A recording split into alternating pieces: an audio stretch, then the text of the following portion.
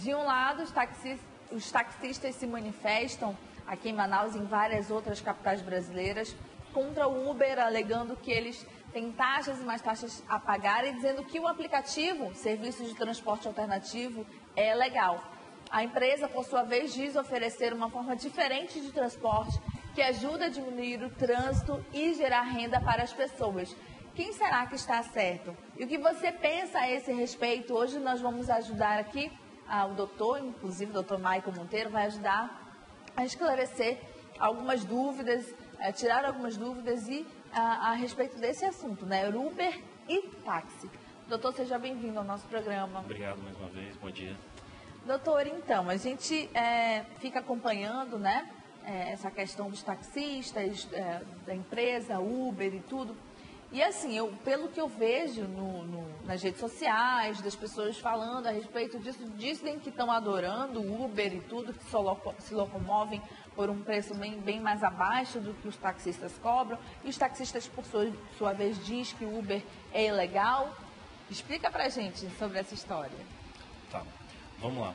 O aplicativo Uber, ele funciona mundialmente e o que acontece? Ele já tem um amparo da lei federal, que é a Lei de Mobilidade Urbana, Lei 12.587 de 2012, então ela trata justamente desse artigo. Ele diz que o indivíduo, ele é livre para fazer o transporte de passageiros, então, individual. Então tem uma lei já específica, eles dizem que não existe, mas na verdade a lei existe, então eles estão amparados legalmente, sim, para poder fazer esse transporte. E tanto que, na verdade, a gente tem que aproveitar o que dá certo, vamos dizer assim, do lado de fora. Então, tanto na Europa, Estados Unidos, etc., funciona, eles convivem entre eles e o cara opta pelo melhor serviço. Se ele acha que ele tem que utilizar o táxi, ele utiliza o táxi, ou o Uber, ou outro meio de transporte que ele acha conveniente. Uhum. E eu queria que a gente falasse agora também, doutor, a respeito de algumas diferenças, né, tanto para os motoristas quanto para os passageiros. Vamos começar falando do automóvel, então? Então, aí o que acontece? Tem algumas exigências que o aplicativo Uber faz para que o usuário e quem vai trabalhar, vamos dizer assim, para eles, tenha. Então, tem algumas especificações de automóveis e normalmente eles pedem automóveis novos, né? E tem essa diferença. Teoricamente, ele acaba sendo um serviço melhor até do que o de táxi. Porque o táxi, se a gente for ver, realmente, eles têm isenção no pagamento do automóvel e algumas taxas que eles são isentos. Uhum. Além disso, ele tem todo o trajeto já específico para táxi, que ele tem aquela via, na maioria das cidades é assim, então ele tem o livre tráfego, digamos assim. Então tem essa diferenciação também na hora do serviço de táxi. Por isso que eu estou dizendo, o indivíduo, de acordo com a nossa Constituição, ele é livre para escolher o que ele acha que é melhor, é o que é mais conveniente para ele. Pois é, né? O Uber já está espalhado pelo mundo, a Europa, como o doutor falou, o Brasil também. Chegou agora há pouco em Manaus e aí rolou, de fato, essa manifestação dos taxistas, como já era de se esperar, né, doutor? Mas fato é que o Uber está aí para quem quiser baixar o aplicativo, enfim, chamar um motorista. A gente vai continuar esclarecendo sobre as diferenças e agora vamos falar um pouco sobre impostos. Então, os impostos, a diferença básica entre os dois é que o pessoal fala, o Uber não paga imposto e tal, etc. Vamos lá. Quando ele presta o serviço, tanto o usuário quanto quem está prestando o serviço, ele é cadastrado no sistema, certo? Então, na hora de fazer o pagamento, tem o recolhimento do ISS, que é o Imposto sobre o Serviço. Uhum. Normalmente, o imposto do Uber, ele gira em torno de 5%. Então ele já é maior do que os dos taxistas. Porque os taxistas, eles normalmente é em 2%, quando o município cobra. Porque nem todos os municípios do Brasil cobram, alguns eles isentam. Uhum. Então não existe arrecadação.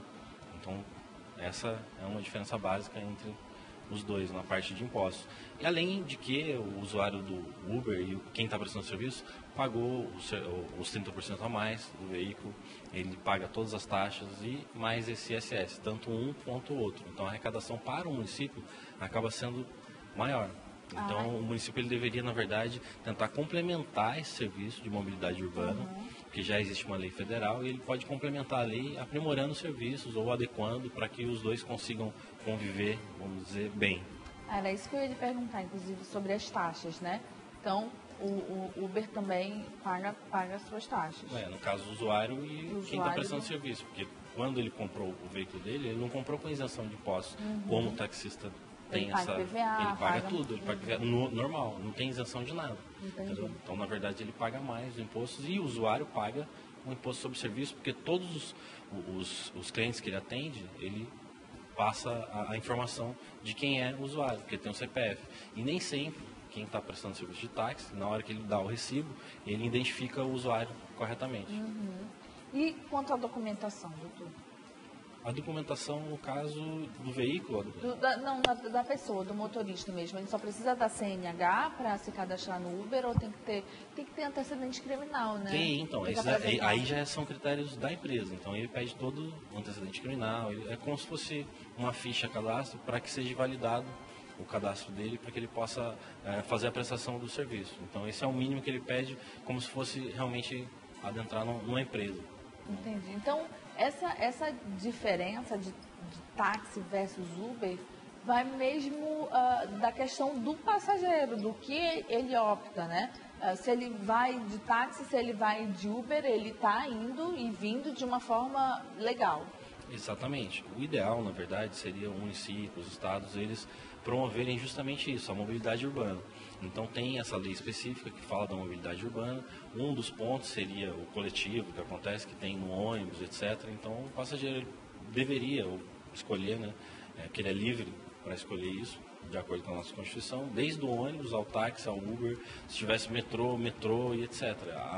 No caso do município, ele é o órgão que vai organizar tudo isso. Ele vai prestar através de parceria, de concessão ou de investimentos federais, depende do que ele quer para a cidade. Então ele vai gerir tudo isso.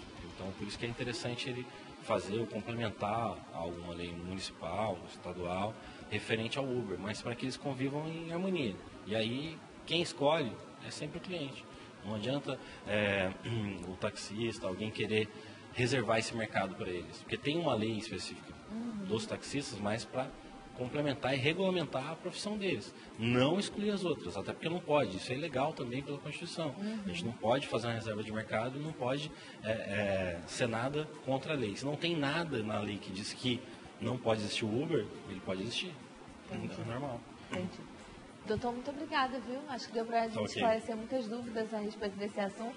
Então fica ao seu critério, telespectador, cliente, passageiro.